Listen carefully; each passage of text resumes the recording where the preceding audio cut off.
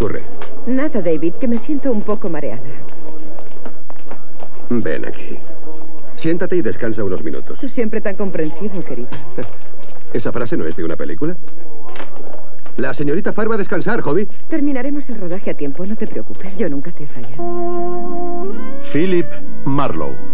Nueva serie de detectives para la noche de los miércoles, sustituyendo a Hércules Poirot.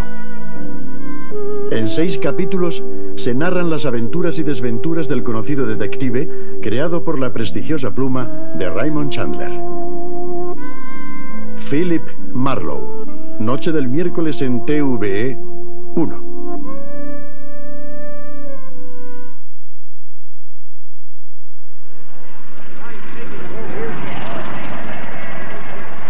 Uno de los muchos desarrollos técnicos de la Segunda Guerra Mundial que cambiaría el mundo fue el turborreactor. Su desarrollo se llevó a cabo más o menos simultáneamente en el Reino Unido y en Alemania. Este es un primitivo modelo Heinkel de 2 reactores. Su equivalente británico, del que solo quedan estos pocos metros de película, fue diseñado por Frank Whittle. Whittle había estado trabajando en motores a reacción, a menudo con éxito limitado, desde finales de los años 20.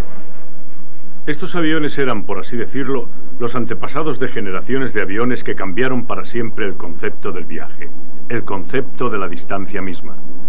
También significaron el primer paso en un juego de 270.000 millones de dólares.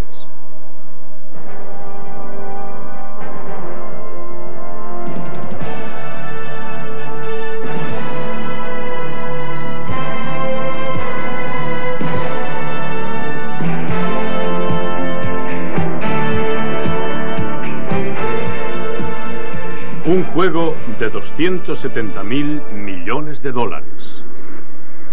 La primera línea aérea que ofreció vuelos a reacción fue Boeing, de Gran Bretaña, que en 1952 presentó el Comet.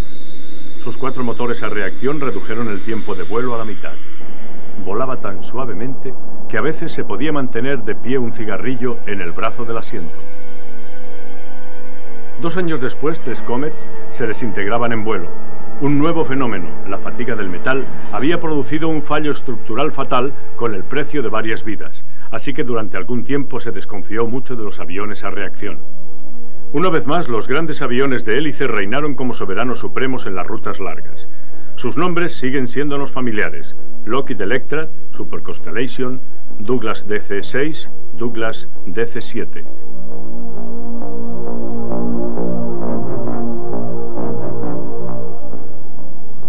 Una vez identificada, aunque no subsanada, la causa de los accidentes, la producción de los Comets se interrumpió.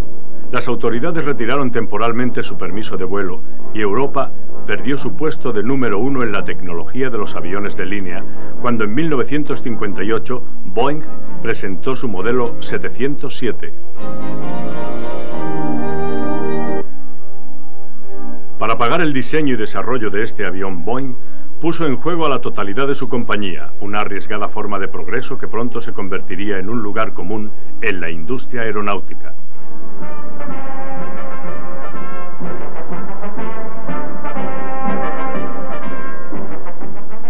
La otra gran fábrica de aviones, Douglas, respondió con el DC-8. Estos 2 aviones permitían la realización de un sueño: vuelos de larga distancia sin escalas. Con sus cadenas de montaje altamente eficaces, un enorme mercado doméstico y una atrevida actitud de empresa, los americanos asfaltaron el camino a un transporte barato para todos, una parte del sueño americano.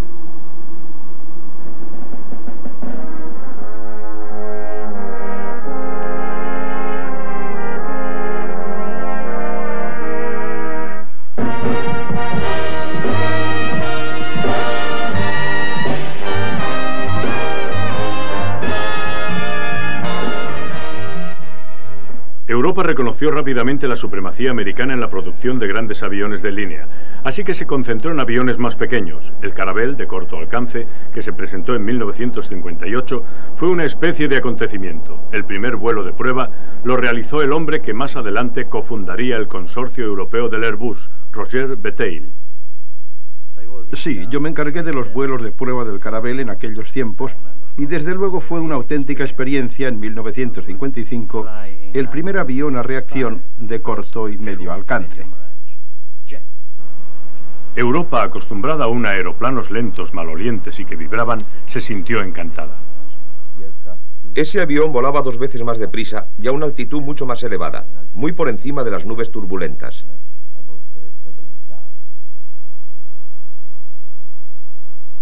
Pero la aparición del veloz y cómodo Caravelle creó a las líneas aéreas un inesperado problema de mercado. El vuelo era tan suave que todas las compañías querían tener Caravelle únicamente y prescindir ya de los aviones convencionales que en aquellos tiempos seguían formando parte de sus flotas. Para de Havilland, la introducción del Caravelle significaba al menos la posibilidad de revivir una parte de la abandonada producción de los Comets. Nosotros trabajamos con de Havilland incluso hasta el punto de que la carlinga del prototipo del Caravelle era la del Comet, que compramos a de Havilland.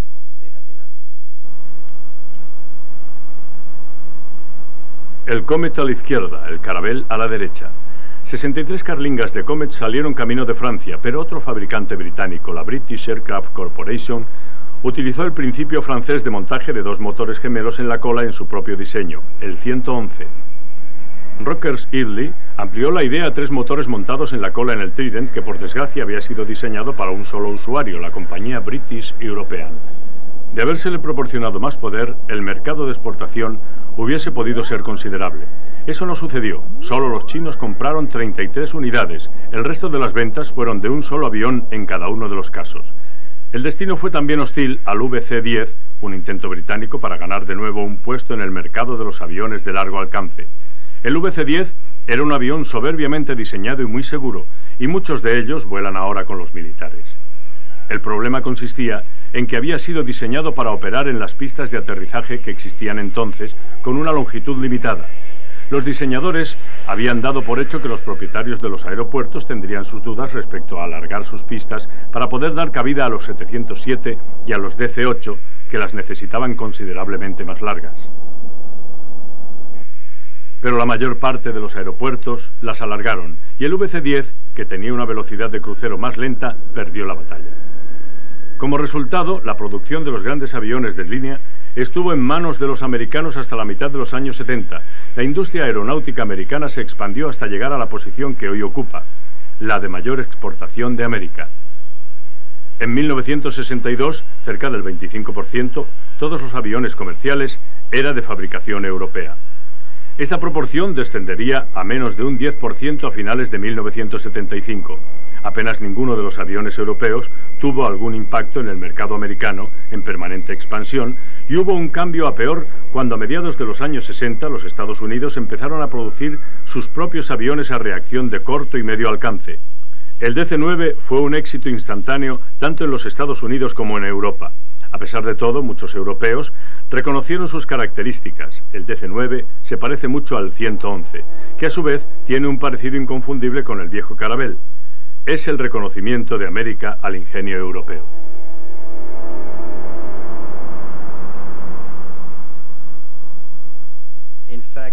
De hecho, los que siguieron nuestras pautas, como BAC y Douglas, pagaron derechos de autor a los diseñadores del Caravelle por el uso de esta configuración. Mientras tanto, el número de pasajeros y kilómetros sigue creciendo. En 1950 los pasajeros colectivamente cubrieron 30 millones de kilómetros. En 1970 fueron 300 millones. Y entonces, cuando la fuerza parece estar en los números, los 3 fabricantes de aviones de línea, Lockheed, Douglas y Boeing, se apresuran a ofrecer aviones más grandes. Boeing vuelve a ser el primero. La primera vez que me subí a la carlinga y miré hacia abajo, no podía creerme lo lejos del suelo que estaba. Pan Am es la primera compañía que compra el Jumbo, un éxito para Boeing, que una vez más gana a la competencia. Las compras que inmediatamente siguieron a nuestro pedido inicial de 25 aviones tuvieron que realizarlas todos nuestros competidores. No había duda. Pero originariamente el 747 jamás había sido pensado para pasajeros. La idea original era el transporte de tropas y de cargas voluminosas. Por eso la cabina del piloto está tan alta, para permitir una puerta frontal de carga. En aquellos momentos, a los pasajeros se les destinaba otra cosa. Desde principios de los años 60 en adelante, los Estados Unidos, Francia y Gran Bretaña habían estado trabajando en un concepto totalmente nuevo, el SST, o avión supersónico de pasajeros, diseñado para volar a una distancia 2 veces superior a la de los aviones a reacción convencionales, los SST, que se pretendía que revolucionara la industria de la aviación. El prototipo franco-británico fue construido por Aerospatiale de Toulouse. Boeing solo llegó a fabricar un modelo a escala natural y unas películas de animación. Luego abandonó el proyecto. Douglas mostró a sus clientes un proyecto de SST y luego abandonó. Pero Francia y Gran Bretaña combinaron esfuerzos y produjeron el Concorde. El Concorde es uno de los proyectos más costosos de la historia de la aviación, pero abrió campos completamente nuevos en la investigación aeronáutica y presentó diseños y soluciones técnicas de una elegancia no superada. A pesar de graves dificultades de todos los tipos imaginables, el Concorde voló en 1969 y entró en servicio en el 76.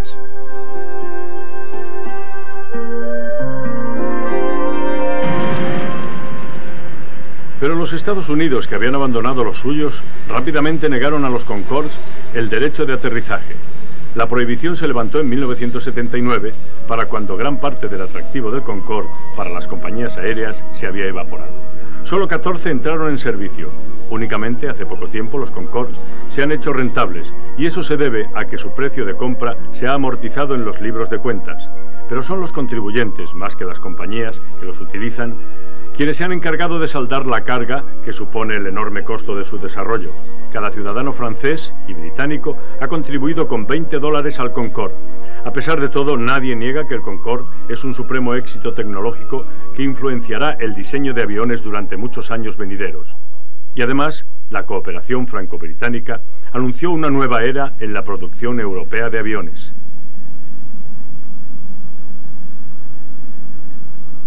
Hay mucha actividad en nuestros cielos. Igual que en otros continentes, las líneas aéreas tejen en Europa una red de rutas aéreas. El 70% del tráfico aéreo mundial consiste en rutas relativamente cortas, de un par de miles de kilómetros al sumo. En 1967, en Europa, ya se estaban realizando estudios para construir aviones más grandes para rutas más cortas. En 1969, Francia y Alemania pusieron en marcha el proyecto A300. El 300 indicaba el pretendido número de asientos de un nuevo avión de línea, totalmente europeo. Se eligió un nombre de fábrica, Airbus. ¿Por qué Airbus? Roger Bataille. Después de muchas discusiones, nos pareció que Airbus Industrie era el nombre adecuado porque sonaba igual en francés, inglés y alemán. Y era fácil de entender y de recordar. Y, naturalmente, después de eso, solo quedaba la tarea de convertir este nombre en una realidad. Gran Bretaña debía haber sido una tercera parte del consorcio, pero lo abandonó. ¿O no? De hecho, los ingleses fueron inicialmente miembros del grupo en 1967, para lo que se llamó Fase 1, que en realidad era un periodo de estudio exploratorio y de viabilidad. En 1968, en primavera de 1968, resultaba claro para nosotros, dentro del grupo Airbus, que Rolls-Royce, que de hecho tenía el monopolio del motor para el Airbus, tal y como había sido planeado, no quería jugar la carta europea, sino la americana.